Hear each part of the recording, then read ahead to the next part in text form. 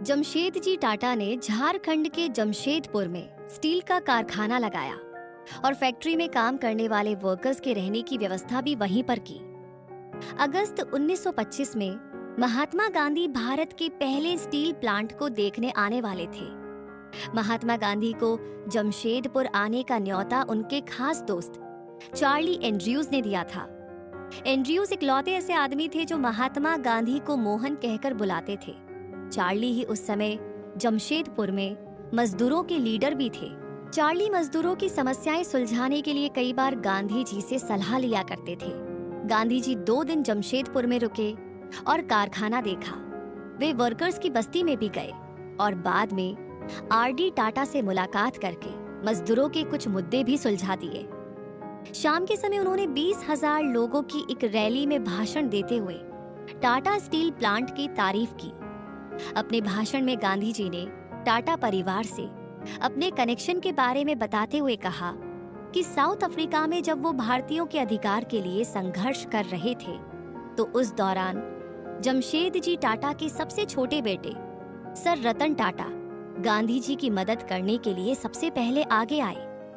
Sir Ratan Tata ने गांधी जी को 25,000 रुपए का एक चेक दिया और आगे भी जरूरत के हिसाब से पैसे भेजने का वादा किया। इसके बाद महात्मा गांधी 1934 और 1941 में कुल 2 बार और जमशेदपुर आए। बाद में जेआरडी टाटा महात्मा गांधी के बारे में बात करते हुए कहते हैं कि वो अब तक जितने भी लोगों से मिले हैं उसमें महात्मा गांधी उन सब में एक ग्रेट पर्सनैलिटी और एक गजब के इंसान थे। टाटा ग्रुप अपनी खुशकिस्मती मानता है कि भारत के सबसे बड़े नेता अपनी जिंदगी में 3 बार जमशेदपुर आकर गए थे।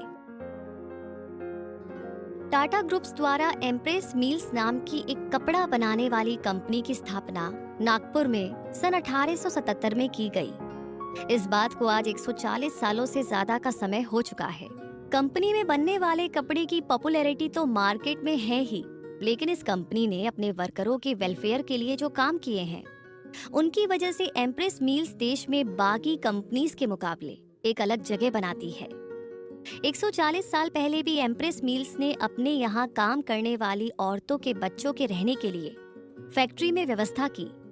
फैक्ट्री के पास ही एक प्राइमरी स्कूल बनाई गई जहाँ फैक्ट्री में काम करने वाले वर्कर्स के बच्चे पढ़ सके। तो ये सारी सुविधाएं जहाँ भारत की कंपनियों में आज भी अवेलेबल नहीं है, वहीं टाटा ग्रुप में 140 साल पहले भी अवेलेबल थी।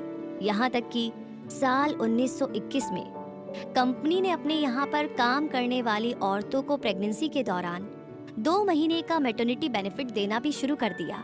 फैक्ट्री में 4 जिम भी बनाए गए जहाँ वर्कर्स एक्सरसाइज कर सकते थे और उनके एंटरटेनमेंट के लिए एक सिनेमा हॉल भी बनाया गया। आज हमारे देश में सरकार ने कंपनीज के लिए प्रोविडेंट फंड की स्थापना करना कानूनी रूप से जरूरी बना दिया है। प्रोविडेंट फंड के तहत कंपनी के मालिक और वहाँ काम करने वाले वर्कर अपनी सैलरी का कुछ हिस्सा सरकार को देते हैं, जो सरकार रिटायर होने के बाद कर्मचारियों को दोबारा लौटा देती है। लेकिन इस व्यवस्था की शुरुआत कई सालों पहले एम्प्रेस मिल से ही हुई थी। साल 1901 में पहली बार एम्प्रेस मिल में प्रोविडेंट फंड की व्यवस्था की गई थी। टाटा ग्रुप के founder Jamshedji Tata Empress Mills के काम से बहुत खुश रहते थे। वे इसे लव ऑफ लेबर कहा करते थे।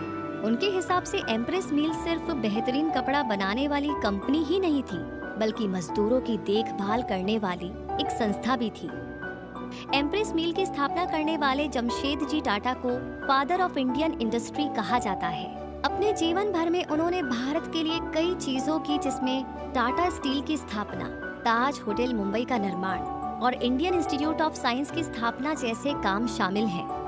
आज भारतीय इंडस्ट्रीज का दुनिया में जो भी नाम है उसकी नींव जमशेदजी टाटा ने अपने हाथों से रख दी थी।